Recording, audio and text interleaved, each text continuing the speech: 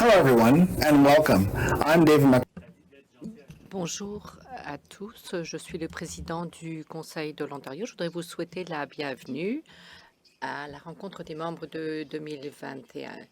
Alors, puisque c'est une rencontre virtuelle, nous sommes un petit peu partout, mais nous voudrions reconnaître le territoire des personnes autochtones sur lequel nous sommes aujourd'hui.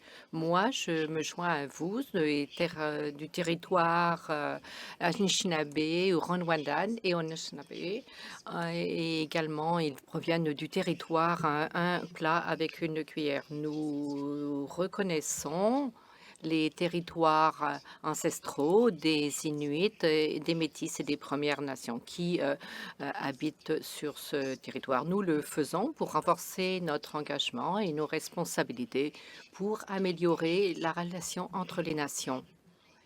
Nous aurons une petite rencontre de l'Ontario pour nous, avant de nous joindre à l'AGA de la FHCC. 350 personnes de l'Ontario participent cette année à l'AGA. Alors, au nom des membres du Conseil, je voudrais vous remercier de votre implication et de vous joindre à nous aujourd'hui. Je voudrais souhaiter la bienvenue à nos délégués, à nos observateurs et aux employés des coopérations de l'Ontario et des fédérations régionales. Alors, bienvenue à Niagara, à l'Agence pour le logement coopératif et également les affaires municipales et l'honorable Steve Clark. Je voudrais vous présenter notre hôte pour cette rencontre. Veuillez souhaiter la bienvenue à Angela Koulasagarum. Bonjour à tous, je m'appelle Angela Koulasagarum et je suis sur le territoire des Huron-Wendat, des Anishinaabe et des Haudenosaunee. Cette rencontre est un petit peu différente. L'année dernière, les délégués ont voulu unifier les deux niveaux de gouvernement. On a voulu avoir une entité de gouvernance, le conseil d'administration. Et donc, à la fin de 2020, ceci a été abrogé. Donc, ce n'est pas une rencontre enregistrée. Nous n'avons pas besoin de quorum. Nous n'avons pas de motion, de débat ou de vote. La rencontre d'aujourd'hui, c'est nous, le secteur de coopérative de l'Ontario. Et donc, la région de l'Ontario va faire son rapport en 2022 et au-delà, nos rencontres de l'Ontario seront un peu différentes. Veuillez noter que les commentaires dans la boîte de discussion sont publics. Donc, rappelez-vous ça. Quelles sont les règles du harcèlement et des termes respectueux? Le Conseil de l'Ontario, c'est la dernière partie de l'ancien système qui est encore en place. Et leur rôle s'arrêtera après cette AGA. Nous allons célébrer dans un petit moment. Mais tout d'abord, il y aura David McFarlane qui va nous donner le dernier rapport pour l'Ontario. À vous, David. Bonjour. En tant que président du Conseil de l'Ontario, le dernier président, je suis très heureux de vous faire le rapport sur les activités 2020-2021. On a eu juste une résolution, c'était la résolution spéciale pour avoir une gouvernance unifiée à FHCC. Nous avons adopté la résolution et donc après l'AGA, le Conseil a coopéré avec le CA et les employés pour obtenir les détails comme il faut afin d'avoir une transition facile. Nous avons été très occupés en 2020. Nous avons fait des représentations auprès du gouvernement de l'Ontario pour le plan de réduction de la pauvreté, pour le budget. Nous avons collaboré avec l'association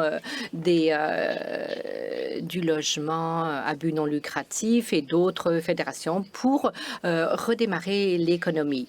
Et donc, nous avons eu notre première rencontre coop à Queen's Park. Et c'est donc, nous avons rencontré des députés de tous les partis pour renforcer le soutien pour les coops en logement. Nous voulons la protection pour lorsque les gens arrivent à la fin de leur prêt hypothécaire. Et à cause de la COVID-19, comme gouvernement provincial, nous avons fait beaucoup de changements législatifs et nous sommes assurés qu'ils étaient au courant de ce dont les coops avaient besoin pour fonctionner. Donc la pandémie nous a montré que nous sommes tous interreliés dans nos actions gouvernementales et services coopératifs. Et donc on continue à travailler pour répondre aux besoins des coops. J'encourage toutes les coops de l'Ontario à faire le suivi et ils peuvent donc aller voir notre page sur la COVID-19 sur notre site web. Nous, les employés travaillent de très près ensemble pour trouver une solution à la question de fin de prêt hypothécaire pour les coopérations pendant qu'ils travaillent de la maison. Nous donnons des conseils et c'est tous les jours qu'ils y travaillent. Les employés ont fourni des règles. Il y a également la fiche pour travailler avec les gestionnaires de services. Ils ont créé également des ressources pour les familles qui demandent de l'aide, pour les aider à comprendre le modèle de logement coopératif. En 2020, nous avons fait au revoir à Harvey Cooper, qui était un leader dans le secteur des logements coopératifs. Donc, allez voir le rapport annuel en ligne pour en savoir plus sur Harvey et le travail que nous avons fait en 2020. Donc, merci à tous les employés qui ont travaillé pour la région de l'Ontario. Merci beaucoup à l'équipe menée par Keith Moyer, avec Peter Josias, Denise McGann et Dan Richardson. Bien sûr,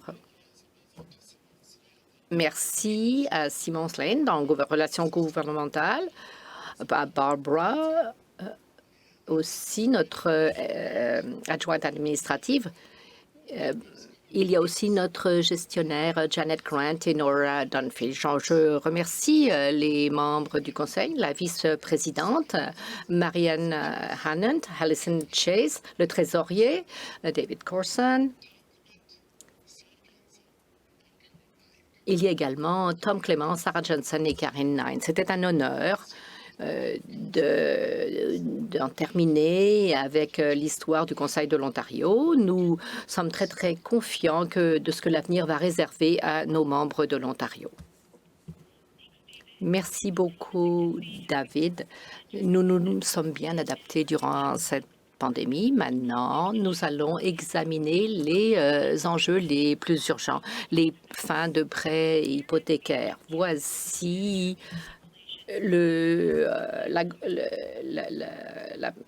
la responsable Simone Swale. Donc, je suis gestionnaire des relations gouvernementales. Durant les 3 dernières années, les priorités principales, c'était la question reliée aux fins de prêts d'hypothécaires et également la question de la loi sur les services au logement.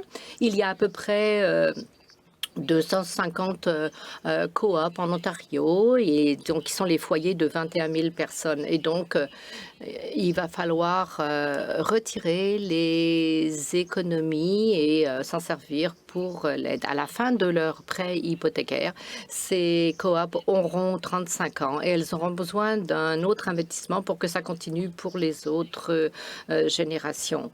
Donc, ils ne pourront plus refaire du financement pour les réparations. Donc, nous avons besoin de cette aide pour les personnes à faible revenu. Donc, nous avons vu que 6 coops sur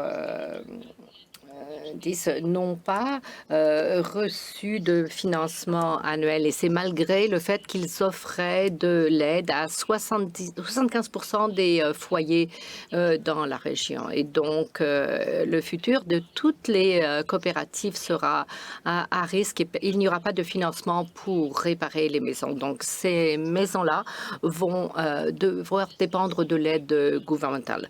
Malgré la loi qui pourrait être adoptée, bon, il y a eu une nouvelle section qui s'appelle entente de service. Ça serait une nouvelle entente signée entre le gestionnaire de service et la coop après que le prêt hypothécaire ait été payé. Et donc, c'est une formule qui doit encore être préparée. Donc, c'est vraiment une très, très bonne occasion parce que les coops ont besoin d'une formule logique afin qu'ils puissent négocier une entente de service avec leur gestionnaire de service. Donc, nous travaillons avec le ministre du Logement et des Affaires municipales, l'honorable Steve Clark et son personnel. Il a préparé une vidéo qu'on vous montrera un petit peu plus tard. Il voulait se joindre à nous au niveau virtuel, mais il n'a pas pu le faire. Donc, si nous arrangeons la formule de financement, à ce moment-là, ils vont pouvoir, ces coops vont pouvoir réparer les foyers comme pour les coops au fédéral. Et comme ceci, les réparations ne devront pas attendre. Les coopératives et les organismes à but lucratif vont pouvoir payer leurs prêts hypothécaires. Donc ça, c'est vraiment notre priorité numéro 1 avec 21 000 unités. Donc la semaine prochaine, nous allons lancer une nouvelle formule. Vous avez ça à l'écran. Vous allez pouvoir adopter une résolution dans ce domaine aussi. Juste comme la campagne que nous avions faite, vous avez la clé. Si vous appuyez la résolution à la GA et que vous l'adoptez également au niveau de votre coopérative, et bon, il y aura la réponse aux consultations publiques lorsqu'elles seront lancées. Vous pouvez aller parler à votre conseiller régional, au municipal, à votre député. Et vous pouvez également signer pour avoir les mises à jour sur la campagne. Nous avons besoin d'une formule raisonnable qui va pouvoir permettre de construire plus de logements abordables. Ensemble, nous pourrons nous assurer que ça arrivera. Merci. Merci, Simone. Moi, j'ai vraiment confiance en l'Ontario parce que la région de l'Ontario a déjà fait beaucoup de campagnes pour réformer la loi sur les évictions, par exemple. Et donc, beaucoup de nos campagnes étaient menées par des membres du Conseil de l'Ontario. Ils ont établi des relations avec les politiciens. Donc, nous allons pouvoir cette vidéo qui célèbre le Conseil de l'Ontario.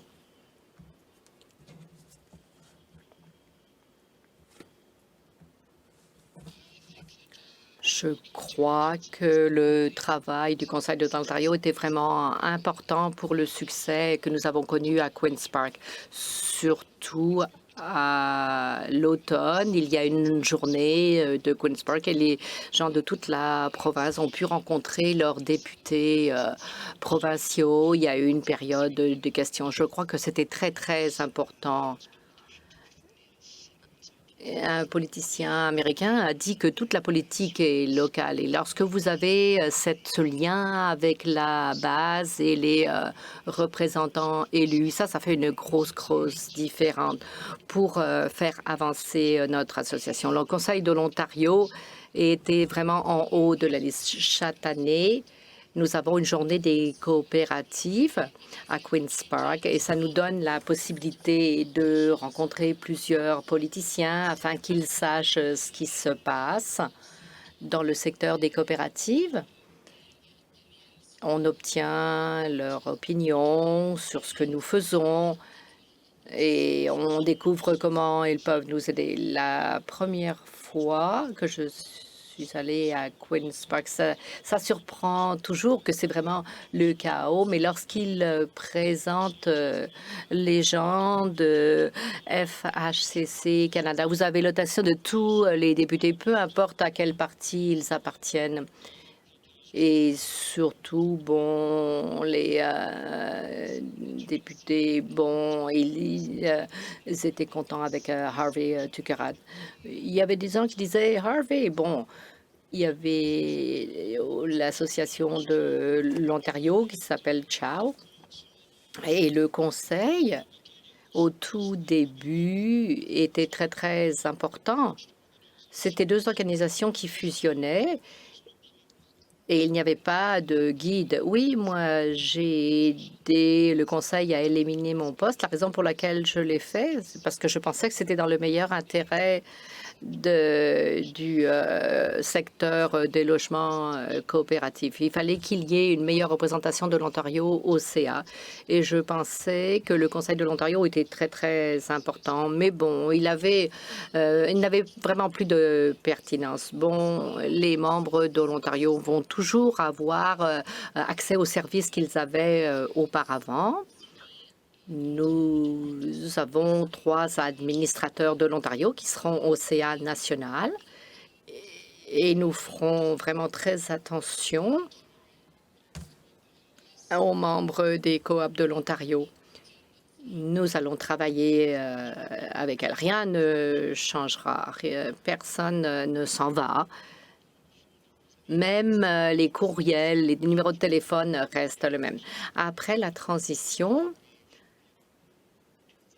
nous aurons une entité de gouvernance et si quoi que ce soit change, ça sera une efficacité qui sera beaucoup plus bien améliorée. Peu importe qui sont les représentants à ce groupe, moi, j'étais toujours émerveillée par leur travail, ce que les gens faisaient et ils étaient vraiment très, très bien représentés au niveau des organisations nationales ou régionales. Ces gens ne se montraient pas simplement lors des rencontres, ils faisaient beaucoup de travail entre les rencontres. La plupart d'entre eux, bon, les coops de logement, c'est ce qu'ils sont, ça fait partie de leur ADN, ils veulent contribuer.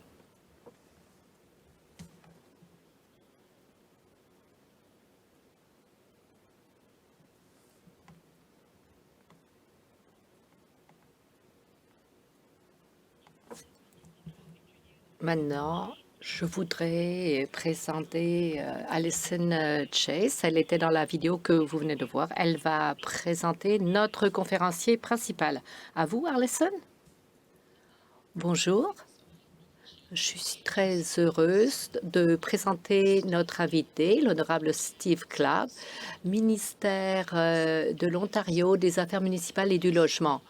Le ministre Clark est le député pour l'île Thousand Islands, Grenville. Il est député depuis 2010. Le ministre Clark a toujours gardé sa porte ouverte pour les questions reliées aux coopératives et au logement. En 2013, alors qu'il était dans l'opposition officielle, il a joué un rôle crucial pour cette loi qui réformait les évictions. Il était partenaire avec le gouvernement fédéral pour lancer les premières prestations canadiennes pour le logement. Il s'est assuré d'avoir 765 millions de dollars pour les services sociaux pour aider les municipalités à protéger les sans-logis et empêcher qu'il y en ait plus. Il a simplifié la question du ratio loyer-revenu pour les coops HSA et en 2019, il a aidé à augmenter et à stabiliser le secteur. Il y a la réglementation du projet de loi 189 qui va améliorer la viabilité à la fin des prêts hypothécaires pour les coops. Donc, pendant son mandat en tant que ministre, le ministre Clark et ses employés ont travaillé avec FHCC pour s'assurer que les Ontariens ont des logements sûrs, sécuritaires et abordables. Alors, ministre, au nom de tout le monde ici aujourd'hui, je suis très heureuse que vous vous joigniez à nous cet après-midi. Veuillez souhaiter la bienvenue au ministre Steve Clark. Bon après-midi. C'est un plaisir de vous parler aujourd'hui. Je sais que vous êtes tous des champions, que vous allez avoir un avenir bien meilleur pour les coops de logement en Ontario. Je voudrais vous remercier de tout le travail que vous avez fait durant cette pandémie. Au début de la pandémie, nous avons créé un groupe de travail pour aider tout le monde à répondre aux défis. Nous avons donc développer un guide sur les ressources communautaires. Nous l'avons distribué l'été dernier. Au mois d'avril, nous avons mis ce guide à jour pour refléter la situation changeante. Depuis le lancement de la stratégie, nous avons travaillé avec chacun d'entre vous pour savoir comment améliorer le cadre législatif. Donc, avec le projet de loi 184 l'année dernière pour protéger les locataires, nous avons apporté de grands changements à la loi sur le logement. Et donc, il y a eu des commentaires. On a la Fédération des coopératives d'habitation du Canada. Et donc, nous continuons à travailler à cette ration pendant que nous élaborons un nouveau cadre de travail. Comme ceci, une fois que les obligations d'origine seront terminées, ces coops pourront rester dans le système. Donc, ce travail est vraiment très, très important. Nous savons que c'est important pour les coopératives de savoir ce qui va se passer avec l'avenir du secteur. Ils seront confiants et que le système sera pérenne. Nous engageons FHCC. Il y a eu des discussions avec moi et avec mes employés. Donc, vos commentaires sont vraiment essentiels là alors que nous passons à la prochaine phase de logement communautaire en Ontario. On nous a demandé des commentaires sur des changements potentiels qui exigerait que les gestionnaires demandent des règles d'admissibilité. Et donc, nous avons reçu ces documents. Nous sommes en train de les réviser. Je vais partager plus de détails dans les mois qui s'en viennent. Bien sûr, le secteur du logement a beaucoup de défis. Il n'y a pas suffisamment d'offres par rapport à la demande. Et bon, nous avons utilisé des possibilités, par exemple des territoires provinciaux pour pouvoir accélérer les choses. À la ville de Hamilton, il y a eu un processus pour avoir 15 unités abordables beaucoup plus rapidement. Et donc, nous avons créé ces 15 unités et il y en a à peu près un tiers qui sont des unités abordables. Ce sont des vrais résultats pour les familles. Depuis l'automne dernier, nous travaillons de très très près avec le ministre de la Santé et celui des enfants, de la famille et des services communautaires. Et nous avons des sessions virtuelles à ces fins. Et donc, nous savons qu'il faut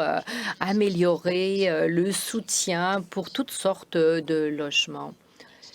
Et on doit encore y travailler. Nous savons très bien que les Ontariens méritent ce genre de logement sécuritaire et abordable. Et nous avons donc l'intention de continuer à travailler avec vous. Merci beaucoup. Profitez bien de votre conférence. Merci beaucoup, Monsieur le ministre. Merci de vos remarques aujourd'hui. Nous apprécions le fait d'avoir l'occasion de vous entendre directement de ce que vous faites pour stabiliser et assurer la croissance du logement communautaire en Ontario. Je voudrais reconnaître aussi que nous apprécions beaucoup le fait que vous et vos employés ayez toujours gardé la porte ouverte pour les coops, les coopératives dans votre circonscription, mais également dans le reste du Canada. Et donc, lorsque nous travaillons ensemble, nous pourrons établir un meilleur avenir pour tous les Ontariens. Jusqu'à vendredi, vous étiez prêt à vous joindre à nous un dimanche de juin, même si vous n'avez pas pu venir à cause de vos devoirs, mais vous avez quand même préenregistré ce message pour nous. Nous vous en remercions. Nous vous avons envoyé un petit gage de notre appréciation au nom de nos 550 coopératives. Merci beaucoup pour votre travail et votre soutien. Merci. Merci, David. Nous en avons presque terminé. Il y a plusieurs personnes à remercier, les employés des coopératives. Donc voilà, pour nous aider avec ces prix, nous avons Marianne Hannett. Bonjour. Je m'appelle Marianne Hannett. Je suis très heureuse de vous présenter ce prix d'année de service. Chaque année, depuis 2002, nous avons donné ces prix pour honorer les contributions des employés des coops en Ontario. Pour nos employés, ce n'est pas simplement un emploi. Ils travaillent dans ces coopératives parce qu'ils croient en ces coopératives de logement et ils vont au-delà de leurs devoirs et ils jouent un rôle important dans notre mouvement. Aujourd'hui, nous allons en reconnaître 20. Les certificats ont été envoyés au mois de mai. Alors, il y a Colleen McCoggan, Emelina Bordelot pour les 5 ans et Jennifer Smernios. Alors, le prix de 10 ans de service, nous avons Lionel Matthews, Linda Hayward et Shirley Teeple. Pour 15 ans, nous avons Juan Suarez, Ryan Goosen, Christine Durocher et Siggy Wong. Alors, le certificat des 20 ans de service, il y a Tanya Chains, Michelle McLeod-Dyer, qui reçoivent le prix de 25 ans, Jacqueline Graham, Christine Ngo, Maria Sabala. Et maintenant, vous avez ceux qui étaient plus jeunes en 2002. Ils reçoivent le prix de 30 ans. Scott Stager-Pietelski, Sharon Stone et Diana Hogan. Et finalement, celle qui reçoit le prix de 35 ans. Oui, 35 ans dans la même coopérative. Il y a Jackie O'Hearn. Merci beaucoup à chacun d'entre vous pour votre engagement. Félicitations. Merci à nos invités, à nos orateurs au Conseil de l'Ontario et à tous les employés qui nous ont permis de réussir. Alors, merci à ceux qui ont commandité notre conférence First National. Et donc, nous voulons vous demander de participer à l'enquête lorsque vous recevrez le courriel à 2 heures. Vous aurez le début de l'AGA. Vous allez pouvoir voter sur les résolutions et élire le nouveau CA. Vous pouvez attendre ici. La salle d'attente est ouverte. Les invités vont être là. Alors, merci beaucoup. À très bientôt.